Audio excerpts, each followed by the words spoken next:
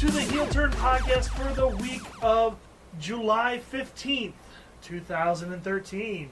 On tonight's episode, we've got the Money in the Bank results show. Did your favorite people win? Did your favorite people lose? Let's find out.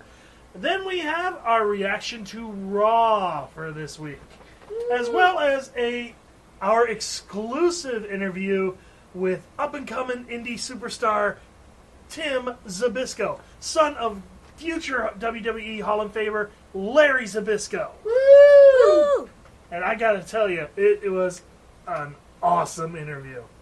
I missed it. I'm extremely disappointed. Aww. You know what? It's okay, Nick. I was fine without you this time. Yeah, this time. Yeah. And Sosie was upstairs with a headache, so Yes, it was a me major flying migraine. solo.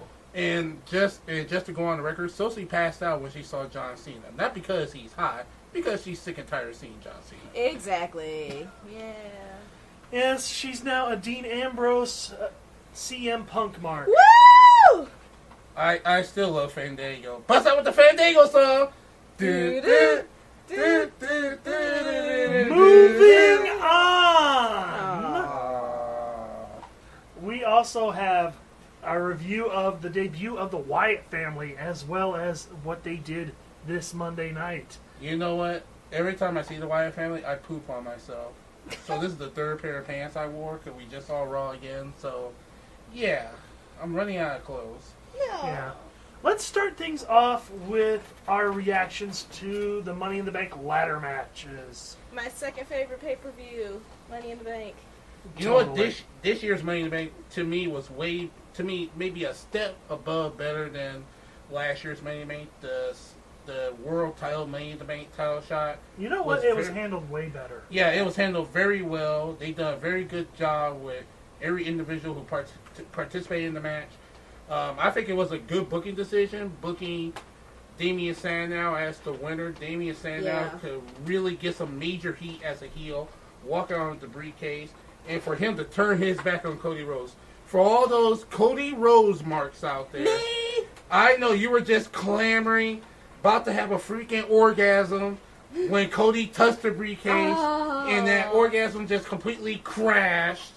It was basically blank bullets when Damian Sandow knocked him down off the ladder. Too, so I was still happy. But I'm satisfied with Damian Sandow winning Money in the Bank. I have no problem with that.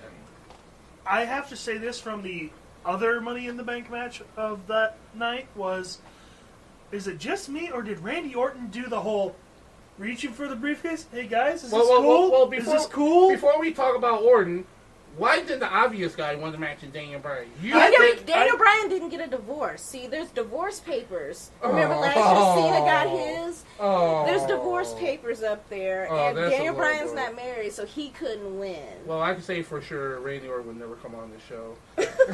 Well, here's my thing, though. He was reaching for it like... Only because he has no sense of humor. Guys, is this cool? Is it alright if I do this? He definitely was looking I'm not at the supposed refs. to be the one who's winning.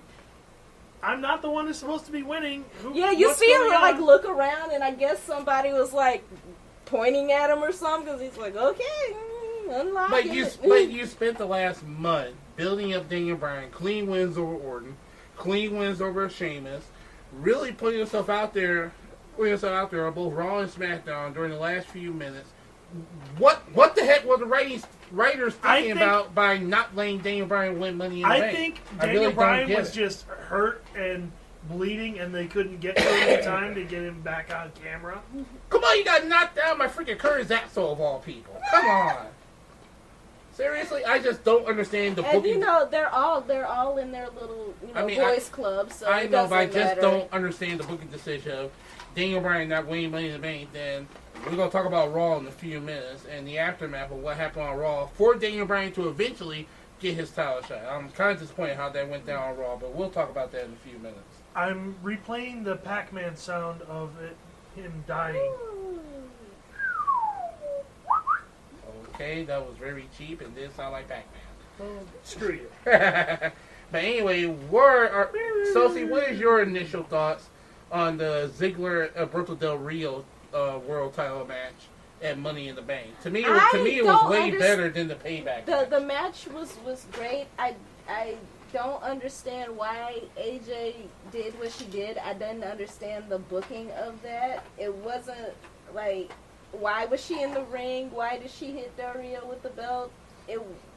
None of that made sense. I mean, the match was awesome. Yeah, the match was great. To me, it was ruined by the ending, though. Well, the match was great. It was a step better than the match they had at Payback. I just personally hate DQ finishes at pay-per-view. Absolutely. I just hate it with a passion. Don't you feel cheated? Yeah, I feel cheated. I mean, I dropped $50 to pay for this pay-per-view, and I get a DQ finish? Really? You dropped $50? Right? Yes, I dropped $50. Right. I'm trying to find it. Wink. $50. Yes, $50. Did anybody notice that none of the titles switched hands? No. And then, I mean, the world title should have switched hands, but the other two titles? Well, I take that back. You could have kept the world title at ADR, but as a segue into Cena versus Henry, Cena should have dropped the belt last night. He should have dropped the belt. He should have dropped the belt last night. I mean, it was your good, basic, standard WWE title match that you could have easily sold on Monday Night Raw any Monday of the week. It was just good enough by a hair to get by on pay-per-view. But give Mark Henry credit. He wrestled his butt off out there. He did. And Cena, in typical Cena fashion, came up with the win and actually made the World's Strongest Man tap out. I can't see how Mark Henry, from a career standpoint, can come back from that. Right. I really don't. I took a pee break during that match, so I was there for the ending, and that was about it. Yeah. And speaking one more match we got before we move on, the Divas title match. Some people complained that it wasn't as good as their match at Payback, which I somewhat disagree. It's the most well done, technically sound Divas match I have seen in the last 10 years. Yeah, I did not take a pee break during that match. It was very well done. It was good. Great in-ring psychology with two arguably the best divas in the whole company from a wrestling standpoint. Yeah. They performed their best, saying, you know what, we could technically wrestle and not botch a single freaking move in the ring better than any man backstage. And I want to say a shout out to AJ Lee and Caitlyn for putting on a darn good match, had a darn good story, and basically the best storyline going into the best pay-per-view. Give those ladies credit, and Vince needs to recognize that Triple H needs to give them a good pat on the back, and Stephanie needs to apologize and you know what? I remember during the Hall of Fame, there were pictures of Trish Stratus backstage talking to Caitlyn and AJ Lee, and ever since then, those girls have been wrestling their butts off. And I don't know if something she said, made a change. Yeah, I think their last couple of matches in their feud in general has basically inspired the entire Divas division. Because you see the Bellatrix trying to step up a little bit. You see Cameron and Naomi trying to step up. Hopefully Alicia Fox will get away from that dead zone called WWE Superstars / main events. They need to change her gimmick, I think. Well, she on her Twitter account, she claims to be a face and a heel. I don't know what the crap that means. That's unheard She's a of. tweener. She can't get over. Yeah, that means she can't get over. She can't, which is kind of sad because she has the potential of actually being a decent WWE superstar. She is a former Divas champion too. We have to remember that. Yes, totally. Isn't Vicky Guerrero also a former Divas champion? No, Vicky Guerrero has never won the Divas championship. Oh, well, isn't Fabulous Moolah? She's a former women's world champion. Yeah, the good belt. The good belt that everyone actually do recognize, not the butterfly crap. But if Caitlyn and AJ keep going on with what they're doing right now, you have no choice but to respect elevate that belt and actually give them some respect. Yeah, but here's but the right thing. now, technically, the knockout belt is more important right now. Yeah, the TNA knockout belt. Well, the butterfly belt to me is like the light heavyweight belt in the WWE in the 90s. Oh, that's a shot. Oh, God. Really? Yes. Really? Yes. We're going to see Taka Michinoku go come out there with the light heavyweight belt? No, Gilbert. Oh, God. Oh, God. Oh. Moving right along. Yes. Sorry, Gilbert. Yes, Gilbert. How about we talk about Monday night? Okay. It happened. Ladies and gentlemen, let me talk about the good part of Monday Night Raw. The segment between Paul Heyman and CM Punk was the most well-done segment I've seen in a long time. And poor CM Punk getting the crap kicked out of him by Brock Lesnar, possible bruised ribs, whip net. The guy already had 13 staples in his freaking head, and he took a butt kicking from Lesnar and still got up. I don't think there's enough ice in Chicago to, there's to not ice enough. those wounds. No, there's not. There's not enough ice in Chicago to heal those wounds. He literally had to marinate himself in ice and stick an ice cube up his little butthole just to feel better. Yeah. Yeah. I mean, but the unfortunate part of the night, John Cena, given permission by the so-called Raw GM Brad Maddox into choosing his SummerSlam opponent for the WWE Championship. All the wrestlers are up there on the stage, along with the Money in the Bank winner, Randy Orton. Which made no sense. And Cena, don't get me wrong, Cena did a great job associating Big Al. Yes, I'll give him that. He put over Daniel Bryan. For putting Daniel Bryan freaking over huge. Even though the fans did it. But he really did a good job. I just don't like the fact that Daniel Bryan is basically giving charity. Just giving a WWE title shot. Why couldn't the man win Money in the Bank last night and just go up to Cena like a man and say, hey, I'm cashing in at SummerSlam. I'm going to get your title. You don't need to choose nobody. Here I am. But in the same breath, Randy Orton could have did the same thing. Yeah. He was up there on stage. Why Randy Orton could intervene and be like, wait, I'm cashing it in. Yeah. But too, if you think about it, that's not the Viper way to tell you, hey, I'm cashing it in. Yeah. His way is to get it, cheap when you're down. But here's my scenario. Someone threw this out on 411mania.com and various other websites. The plot could be Daniel Bryan faced John Cena at SummerSlam, obviously, right now, right? Daniel Bryan wins WWE Championship. Vince McMahon has an axe to grind from a storyline standpoint about Daniel Bryan even being in the WWE. Just imagine Vince's reaction next week on Raw that Daniel Bryan is receiving a WWE Championship match. Well, I'm saying Daniel Bryan wins the title at SummerSlam, Randy Orton comes down and cash it in, and Randy Orton becomes the new WWE Champion at SummerSlam. And then they get the feud. Due to Vince. Due to Vince booking, that's Randy's way of turning heel. Because people go crap all over him. You know what? Yeah. That's the way out Is he a heel? Is he a face? Is he a tweener? Is he a whatever? Randy Orton, no matter what he does, he's going to have the chicks screaming. But here's the thing that will throw everybody off the scent. Randy and Sheamus could team up to face the Shield. That's the rumor going on right now. They Randy and Sheamus will face the Shield at SummerSlam for the tag titles. That's the rumor going on. Give it to the Usos. Give it to the Samoans. Samoans, they're bred to wrestle. And speaking of, just going back to Money in the Bank a little bit, the match between the Shield and the Usos, for it to be the pre-show, it stole the night. Yeah, I think the crowd was just pretty much worn out from that match. They stole the night. That was the match of the night, arguably, for it to be the pre-show. Why was that on the pre-show?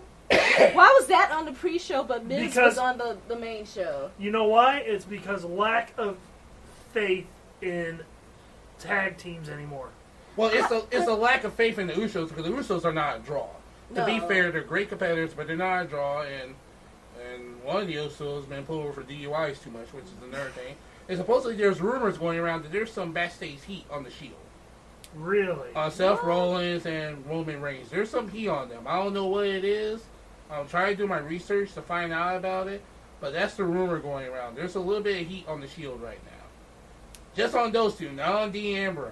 Oh, okay, Dean. Because it looked like Dean could be going to a program with Mark Henry. Because Mark Henry got triple powerbomb. Was the most awesome thing I've ever seen. Yes. Even though that was impressive. Legit, Reigns looked like he was just like, oh God! It reminded me when Batista Batista bombed Umaga at WrestleMania a few years ago. Batista actually hurt his back, giving Umaga the Batista bomb. Yeah, R.I.P. Umaga. God bless you, Umaga. We wish you were back right now. R.I.P. Batista while we're at it. What? Speaking of Batista, there is a rumor that popped up that Triple H is in negotiations in bringing Batista back on a short-term contract, like a 180-day contract, limited schedule, very similar to Rob Van Dam. Why? And creatively, they are in discussion of how to bring Batista back creatively on WWE TV. Why? That's the biggest story that's the biggest rumor story that came out of Money in the Bank last night.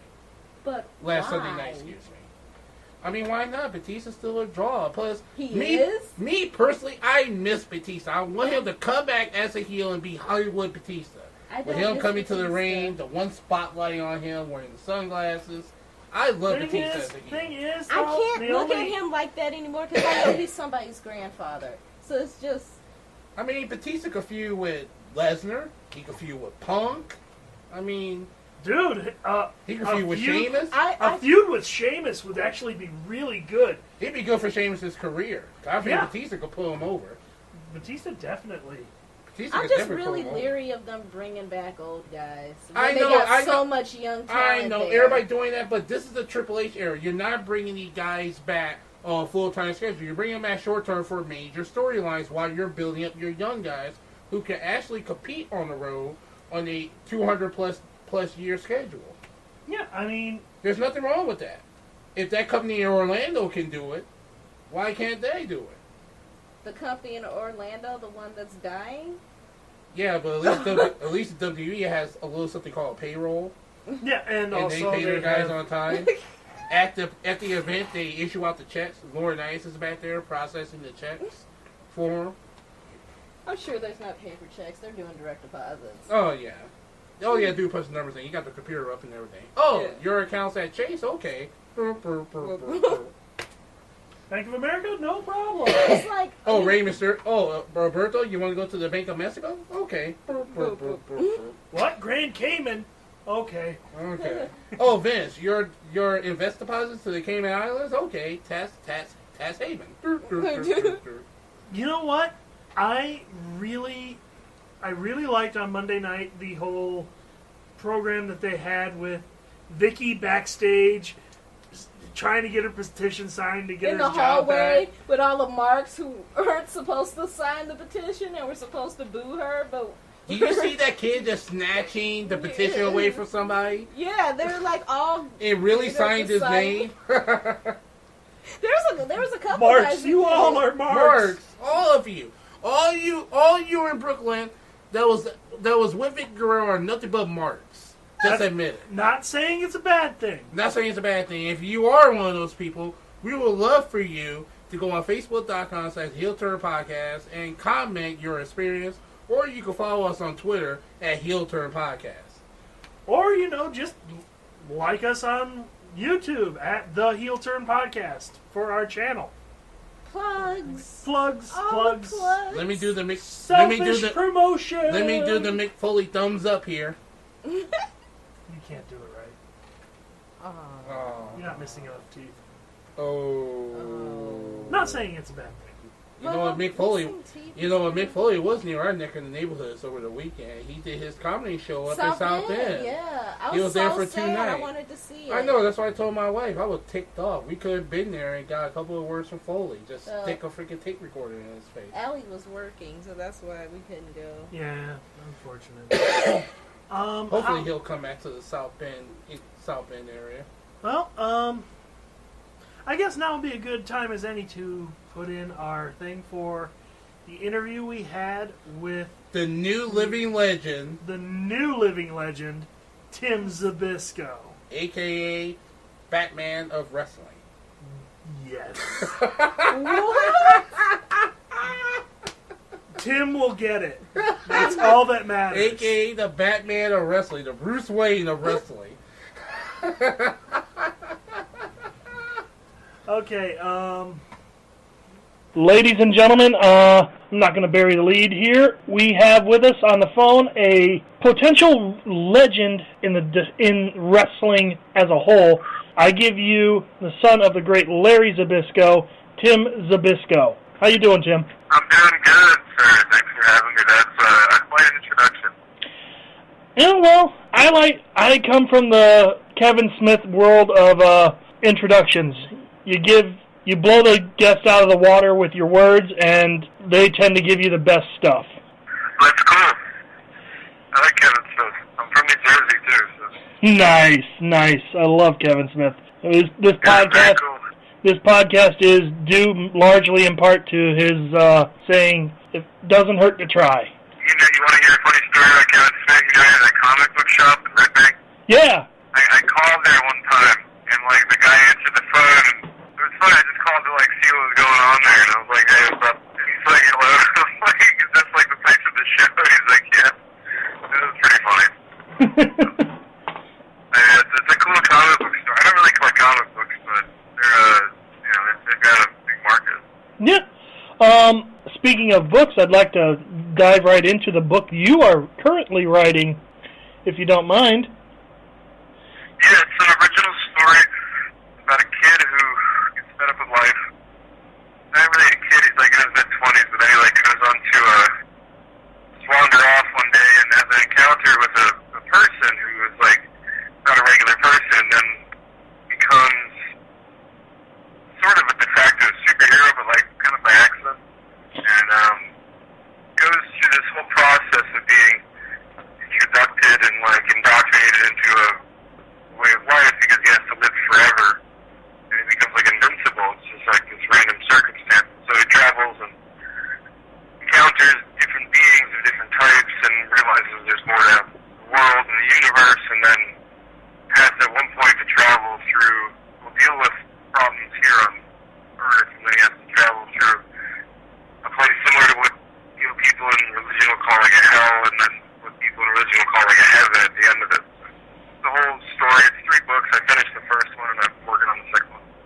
Right on. It sounds kind of like you're working on a graphic novel. It could be animated. It's long though. It's very long. I mean, like the book is a book. It's not like my father wrote a book and it was good, but my only gripe with it was that it wasn't long enough. He had so much he could talk, so hopefully he writes a second one. But it's a long book. It's like it's like Count of Monte Cristo long. Well, you know what? The drawing, it would be so much. It would be so much for somebody to do.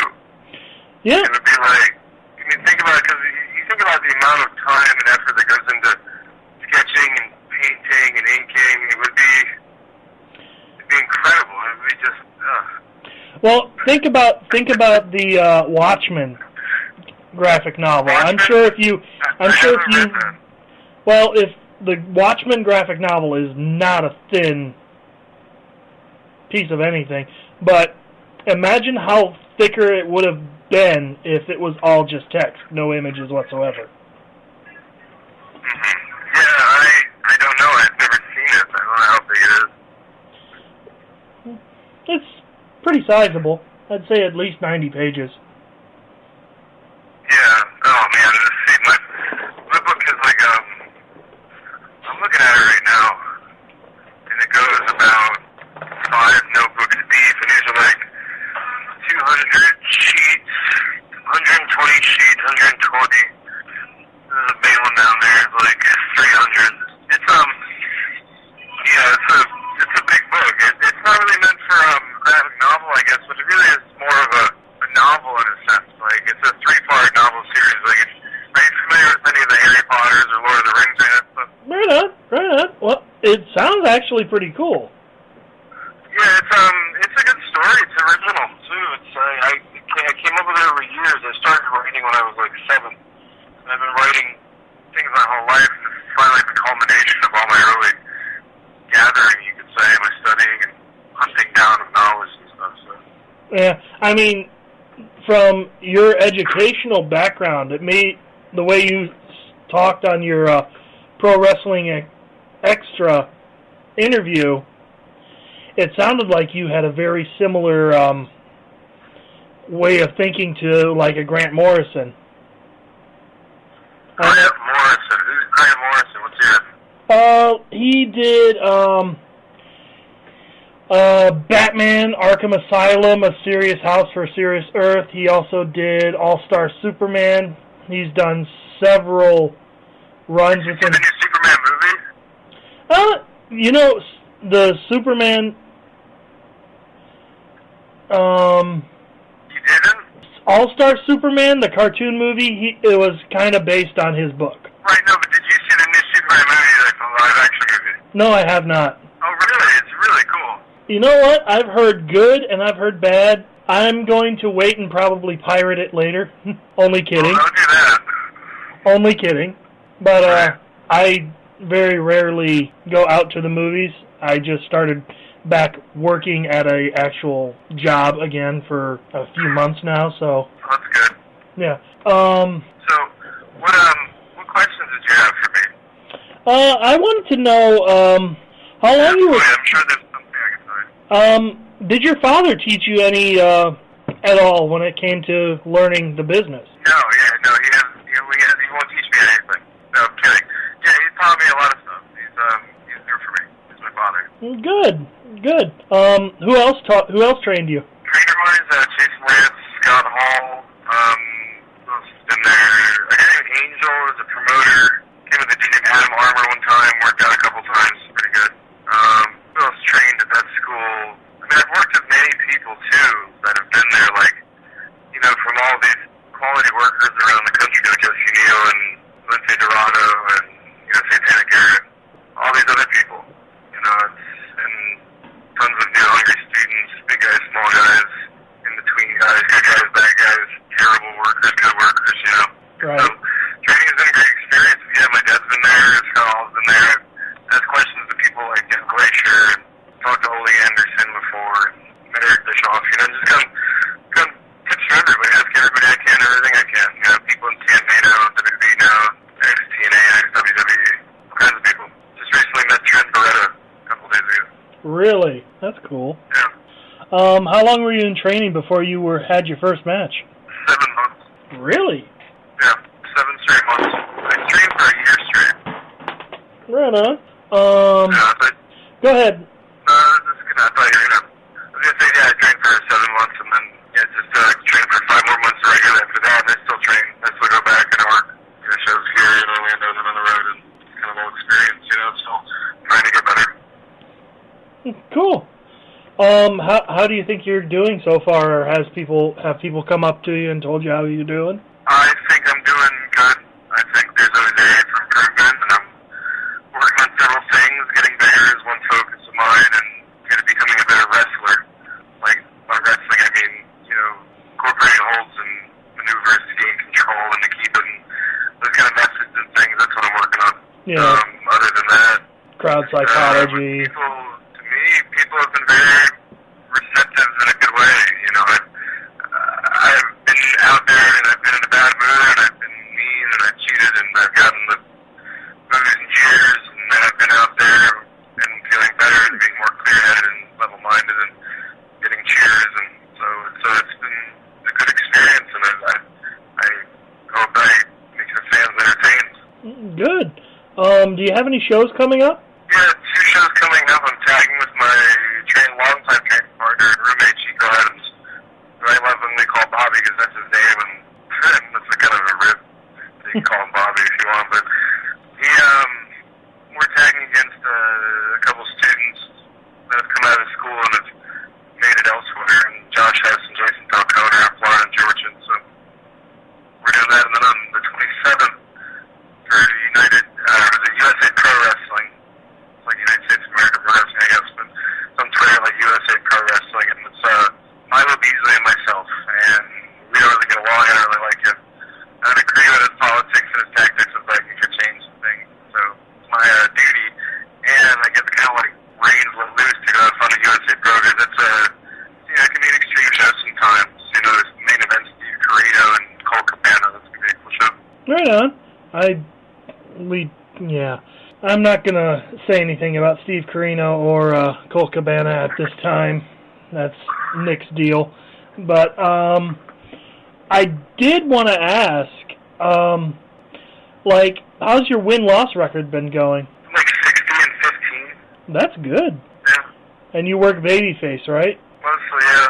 It's hard to get over the babyface, but it's not for me. I find it easy. Well, just over the phone, dude, you radiate a positivity, and that I think a lot of crowds don't get that as much as they used to, so it's easier for baby faces like yourself to get over than the baby faces that a lot of people are used to, because a lot of guys are just like, God, I'm just doing this for a paycheck and don't want to be here, I want to go out drinking. From what it sounds like, you're the kind of guy who will go into the ring, and that is your home.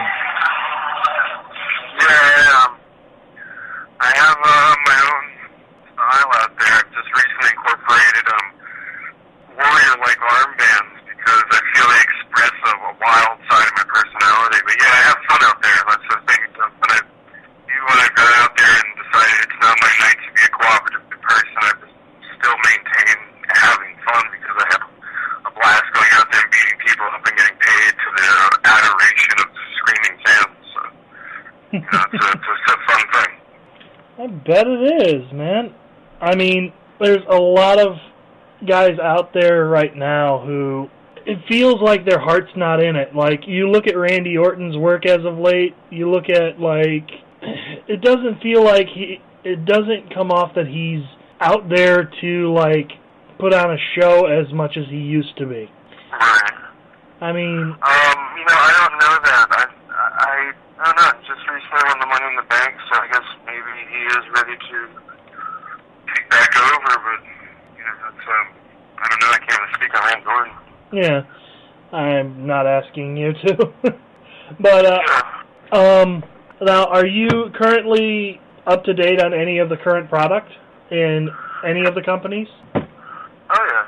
Just stay up to date on what's going on around the business. I like seeing the movement, and, my goal is to get the WWE, and that's something I'm working towards every day, so... Huh? I like to know what's going on, and as you start to meet people and get accustomed to it, it becomes second nature. So, finding out what's going on at, like, the Royal Rumble, like, finding out what's going on in Sanford that night, like, so these are the people who are working stuff. Alright, you got any cool road stories you can tell us? Yeah, me and my dad rode together a couple times. Now, it's a funny thing, I've ridden in cars with wrestlers that, like, regular people are just like, oh shit. Excuse my language again, but basically, so it was nothing new, but then going out working together with my dad, like hitting a town in Georgia and then having a great match and doing it again, and just the experience driving, hanging out, listening to music, talking about wrestling and stuff. It's a good trip, and it's got a payoff and everything, and so that was pretty cool. And I've done that a couple times around. Had a good time doing it.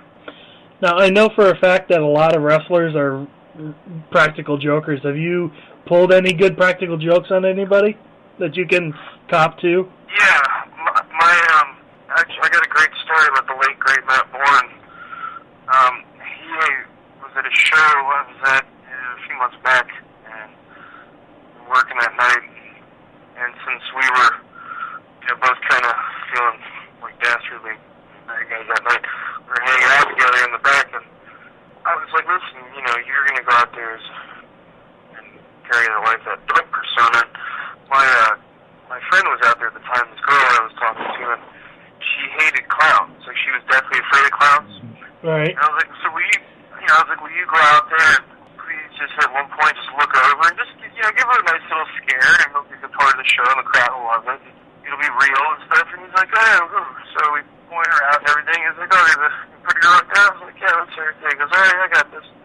So I sit there, and then he goes out, and he's in the match, and gets halfway down the ramp and the walkway and everything, and he looks over to his left and stops and turns and points at her, and then makes like a motion with his finger to come over here, and she just starts freaking out and like grips onto her chair and starts scooting backwards real slow, like, and it was priceless. And that was a good rib, and that involved a great friend. Yeah, I'm willing to bet he taught you a lot. Well, I experienced using the doink drop a lot when I was younger.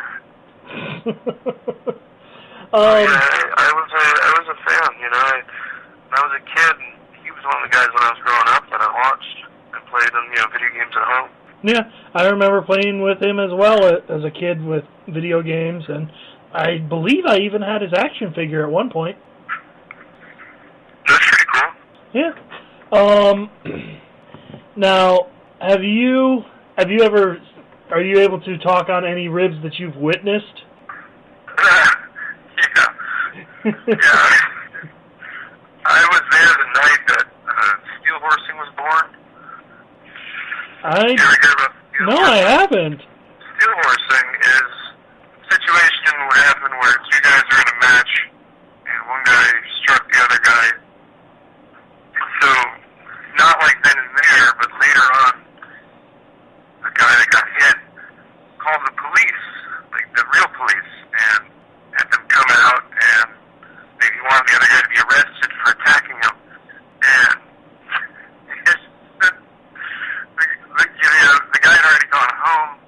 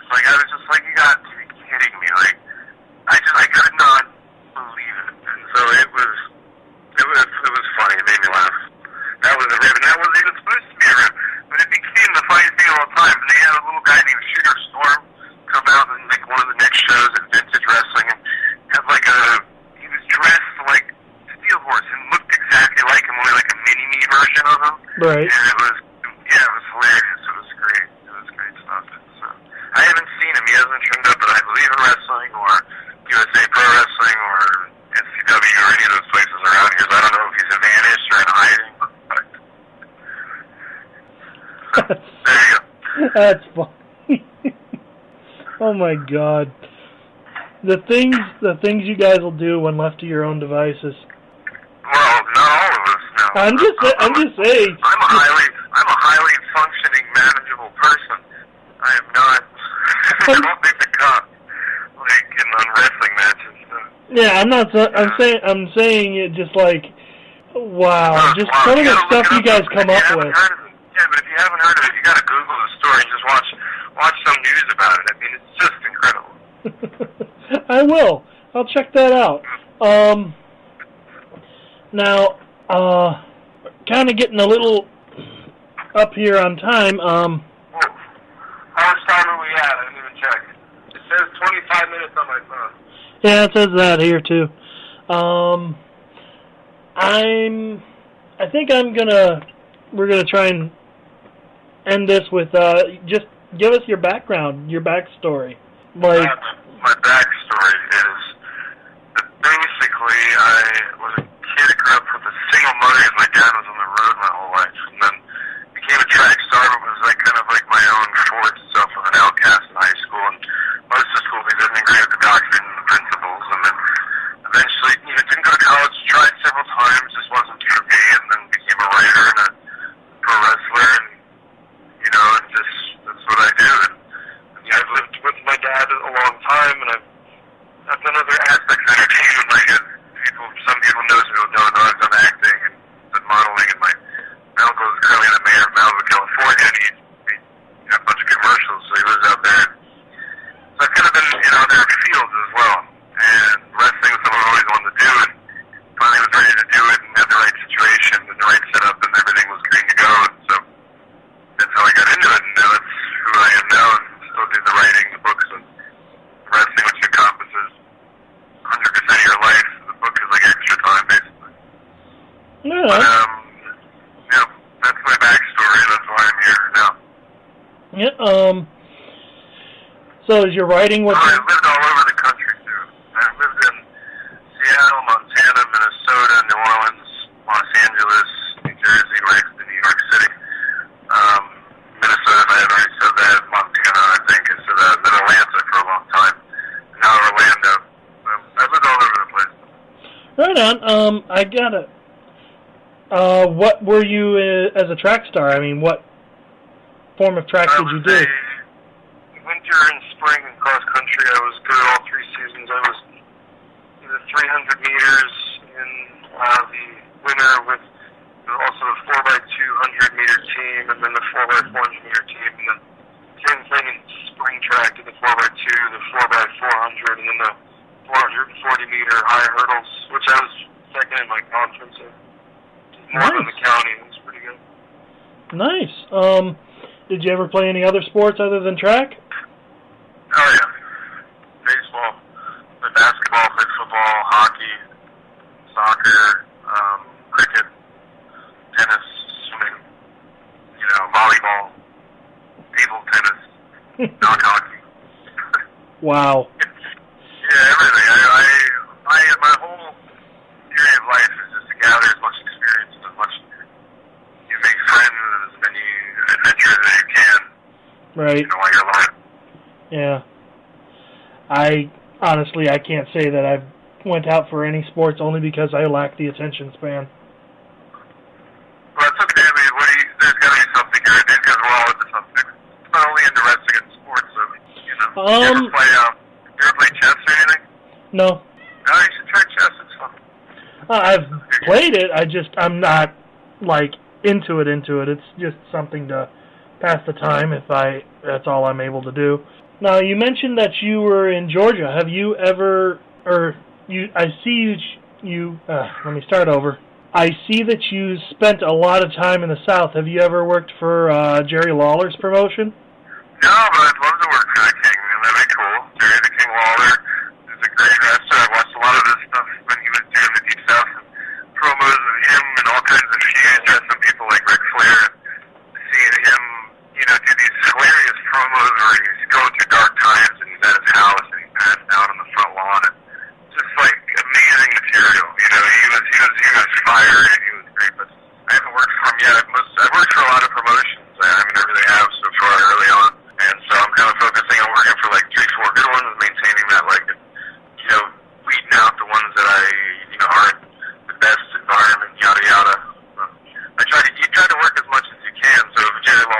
called me. He was like, "Do you want to work for my promotion?" I said, "Of course." Right on. I mean, yeah, I'd love to work for the King too. But unfortunately, I lack the discipline as you guys do. That you guys have, I should say. Yeah, self-discipline is a thing, it's always something to be worked on. Yeah.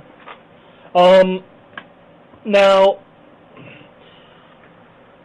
I would like to ask you just a couple questions about your dad, if that's alright. Oh, yeah, totally.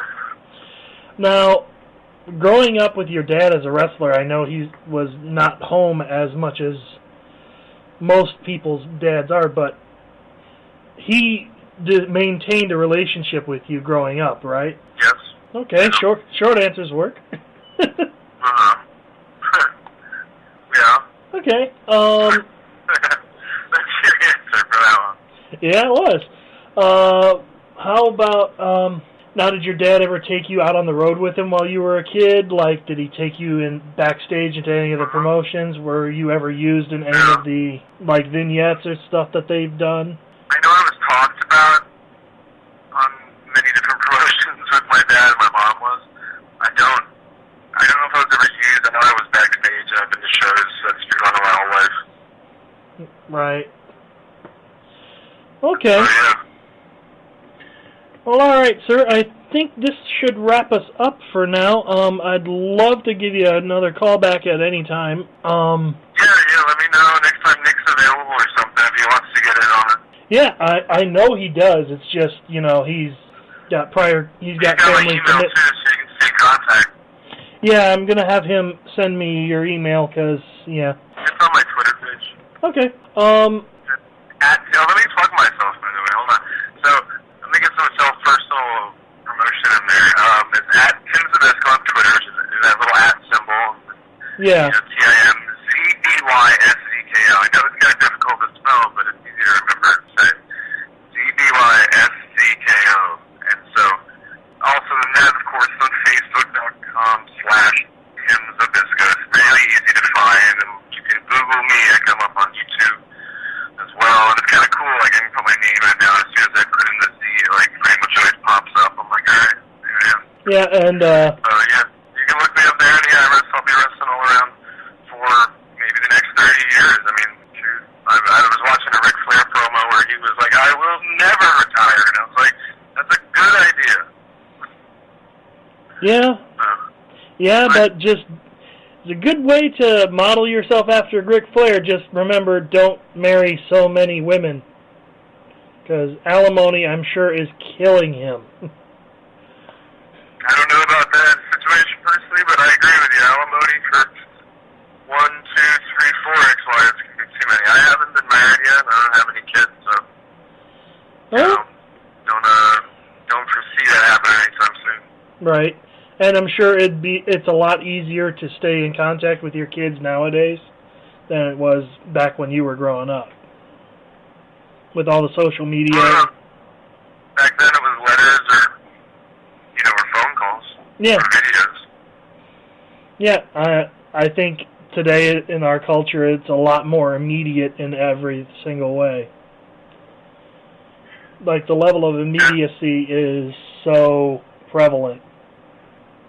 That's okay. Luckily there's editing equipment. Yeah, there is. Well, do you want to just wrap it up? Yeah, let's wrap it up. I'll put all your information, contact information, well, not all your contact information, but your fan page and your Twitter page on our Facebook page as well as Twitter, and I'll plug you for our YouTube page as well. Yeah, and if you know anybody up in your area in Michigan that's ever putting a show together and wants to book some out-of-state talent, let me know. Yeah, totally. I could pass your name along to my wife is friends with the guys who do the O Show. Oh yeah. The podcast up in Toronto, and they have a lot more contacts than I do, so maybe we could pass your name along to them, see if they can help you out. But okay. I'll keep my ear to the ground. My wife's half-brother is a backyard wrestler, So, I don't do any of that. well, I'm just saying he keeps his ear to the ground as well. I'll ask him to Oh, keep. yeah. I'll ask him to keep If his. they ever do anything inside of a building with a ring, that'll be great. I know, that's what I mean. If he keeps his ear to the ground, he could let me know, and then I can pass things along to you. I also have a couple friends of mine who follow stuff in Indiana as well as Illinois and Wisconsin. Yeah, we've been to hit up the heartland. Yeah, I mean... I used to live in Minnesota and full well about the winters and everything up there. Right. Yeah, that'll be cool, and they can buy stuff from me, too. If anybody wants to buy anything from me, you can just email me information. I sell posters, coffee mugs, T-shirts, signed pictures, me and my father and myself, so all kinds of stuff. All right, go right ahead. Well, it was great talking to you. Yeah, well, man, it was great talking to you, Alan. I appreciate the time, and, I hope to be wrestling up Gary sometime soon. I'll definitely wrestle in Florida and Georgia in the foreseeable future. Where life takes me after that, I may even hit the road next year with a van full of dudes and just go down to town, try to wrestle every night. So we'll see how it all goes, but I'll be in touch. Thanks for having me on. Yeah, great having you, dude. I mean, you're awesome. Well, very nice. So, well, have a good day. And we're back. Well, to wrap things up, Nick, do you have a book it for this week? No book. I somewhat gave a booking for this week when I predicted the whole SummerSlam main event, which will come true. If they put the Bellas in there like everybody's suspecting, I don't think they will. I am so done, and that will be the last time I'll be on and speaking of the Bellas, I'm encouraging everyone on July 28th at 10 p.m. to tune in to E! No, and watch Totally do Divas. not do that. Do not do watch that. Totally Divas. Watch anything else. Watch except Totally Total Divas. If you watch Totally Divas, please comment on our Facebook page at facebook.com/the Yes, comment to say Heel how Turn terrible Podcast. it is, because it's terrible. It's not going to be terrible. It's going to be very, It's going to be terrible. high-end drama. Watch. It's going to be better than Big Brother. Oh, I God. am Who watches Switzerland. that? Don't watch. I am Switzerland. It's Let like, that show die the death it's supposed to. It's an abortion. It's like Big Brother, The Good Wife, and Under the Dome mixed into one. It will not be. No, it won't. Well, ladies and gentlemen, how about you, Sosie? Do you have a fanfic fails for this week? No fanfic fail for this week. Next week. So my ears are protected? Yes, but next week I will be having an interview with Master Seaton. She is the best fanfic writer ever. Just that's it. She has earned the name Master Seaton for a reason, and I have contacted her, and I have sent her the questions, and she will be sending those back to me. So I will have an interview, tips, and so on with the master of Seaton fanfic writing. Okay, well, I don't have a casting call for this week, but I do have a movie that I highly recommend people go out and watch. It's Despicable called Me Too? You gonna get more money? No. I'm talking, of course, Monsters about University, Pacific Rim. Be quiet. I heard Pacific Rim was really good. I'm not interested in monsters and robots. I'm not either, but I heard that it was fantastic. I don't want to see it. Oh, moving right along, yes, dear. I would like to recommend The Lone Ranger. I'm going to smack you. I'm going to smack you. Oh, yeah. I'm going to have to cut that out. So. Anyways, Lipstick and Dynamite, Piss and Vinegar, the First Ladies of Wrestling. An awesome documentary about the women of wrestling in the early days. When women were actually women and wrestling was not what it is today. And I actually watched the documentary of Big Al. It's a very good documentary. I highly recommend. And Sosie, what do you think of it? I loved it. It was amazing. It shows you how much has changed, yet how little has changed. I mean, it was like watching NFL films. Yeah, like the 30 for 30. Right, kinda. like a 30 for 30 type thing. Okay. Yeah. ESPN Alex 360. never watched a 30 for 30 because it's sports. It's like watching ESPN outside the lines. He stays away from sports ball I'd channels. rather masturbate with broken glass. I know you do. Anyways, to end out the show, I want to talk about the debut of the Wyatt family, their subsequent beatdown of Kane, and how things should have gone afterwards. Personally, I think Kane should have then been trussed up and have an apple shoved in his mouth and then served up to Bray Wyatt with Kane in his underwear. Because that would just be disturbing. Yeah, I mean, a beatdown, that's kind of like everyone's MO. They're supposed to be different. They're supposed to be creepy. And they just do a beatdown. The same beatdowns the Shield did. The same beatdowns the Core did. The same beatdowns Nexus did. That's the formula for all factions. They do beatdowns. Yeah, what do you expect, though? We expect something creepy. Like we expect what? the lights to go out and you they, turn they the lights did back that. on. They did that. You turn the lights back on and Kane's tied up. Okay. You turn the lights back on and Kane is in his underwear wondering where his clothes went. Listen, they did something like that in TNA when apparently 3 or 4 ninjas kidnapped Samoa Joe and put him in the trunk of a car, which was one of the corniest things I have ever seen. Samoa Joe getting kidnapped by ninjas a couple of years ago. That's ninjas, though. We're talking we're talking about 2 big dudes and a smaller big dude. Smaller big dude. The thing with the Wyatt family, going after Kane is actually a very smart thing, because someone can actually match them from a storyline psychology standpoint. It's Kane. And Kane has the ability to put all 3 of them over. I would say I like the R-Truth beatdown. That was done a lot better. Of course, because they practiced on the house shows. Of course, it was done a lot better. Yeah, that was. Plus, it was their first major live debut. There was nerves. Okay, to me, I like the beatdown. I would like to see where the Kane storyline is going to go with it. Or maybe eventually Kane will drop the mask and join the Wyatt family. That's what I would have loved if maybe they had him join. Maybe that could be a perversion type thing, which will be freaking awesome. Yeah, totally. I'd much rather see a little bit more color injected into the Wyatt family for my taste. Yes. Color, darkness, R-Truth, Kofi. Someone dark. R-Truth, no. Alicia Fox. Kofi, no. No, they need a chick in the group. You know who'll be the perfect diva to join the Wyatt family? Be Asana.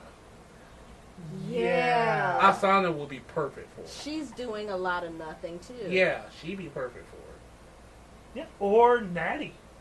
No, Natty's such a huge baby face. Yeah, she can't do. But Oksana would be great because then she won't have to awfully wrestle in the ring. Exactly. She can't. She can just, And Wyatt could put her over. Yeah. Easily. Oh my goodness, that promo he did in the ring over R-Truth's prone dead body was pretty awesome. And R-Truth rolls out the ring. I love the fact that R-Truth thought he could take him with a chair. Yeah. Which made no sense. Yeah. You're going to take out two very tall, very big country boys. Right, yeah. It's straight edge society meets Deliverance. Exactly. And it's awesome. Exactly. To me, a tad bit better straight edge society. They're a little bit darker than they were. Be treated like a pig. That's where like the Deliverance part comes in. Yeah. Squeal like a pig. It's darker. Right, exactly. Like I said, I pooped on myself when I saw the Wyatt family. But yes, wrapping it up for this week, I am Big Al. Sensational Soci. And Nick, the Shotmaster Miggy. All right, people, have a week and get out of my ring.